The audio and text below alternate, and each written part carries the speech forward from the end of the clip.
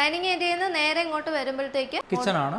ഇപ്പം ഡൈനിങ്ങിൽ ഇരിക്കുന്നവർക്ക് ഫുഡ് കഴിക്കാൻ വേണ്ടിയിട്ട് ഈ കൗണ്ടർ വളരെ പര്യാപ്തമാണ്. കാരണം എന്താണെന്ന് വെച്ചാൽ ഫുഡ് എടുത്തിട്ട് നമുക്ക് ഇവിടെ വെച്ചിട്ട് സെർവ് ചെയ്യാനൊക്കെ വളരെ സൗകര്യപ്രദമായ രീതിയിൽ നമ്മൾ അതിന്റെ ഡിസൈൻ ചെയ്തിട്ടുണ്ട്. പെട്ടെന്ന് ഇവിടെ ഇവിടെ 2 ബാർ സ്റ്റൂൾ ഇടുവാണെങ്കിൽ നമുക്ക് ഇവിടെ നിന്ന് തന്നെ കിച്ചണിൽ നിന്ന് ഡയറക്റ്റ് ചൂടോടെ എടുത്ത് വെച്ചിട്ട് കഴിക്കുന്നതിനും നമുക്ക് സാധിക്കും. ഹൗസ് വാമിങ് കഴിഞ്ഞിട്ട് എല്ലാ സാധനങ്ങളും ഒന്നും സെറ്റ് ചെയ്തിട്ടില്ല. അങ്ങനെ വളരെ അടിയന്തരമായിട്ട് നമ്മൾ ഷൂട്ട് ചെയ്തുകൊണ്ടിരിക്കുകയാണ്. ഫേബറിന്റെ ഹുഡ് ആൻഡ് ഹോബ് ആണ് ഇവിടെ നമ്മൾ ഉപയോഗിച്ചിരിക്കുന്നത്. ഇതിന്റെ പ്രത്യേകത എന്താണെന്ന് ചോദിച്ചു കഴിഞ്ഞാൽ നോർമലി നമുക്ക് ഈ സ്റ്റൗ ഒക്കെ ക്ലീൻ ചെയ്യുന്നതിന് ഒരു ബുദ്ധിമുട്ട് വരും. ഇത് നമ്മുടെ ഈ ബർണർ ഇങ്ങനെ നമുക്ക് ഉയർത്തി വെച്ചിട്ട് ഇതിന് അടിവശമൊക്കെ ഇങ്ങനെയായിട്ട് ക്ലീൻ ചെയ്യുന്നത് നമുക്ക് സാധിക്കും.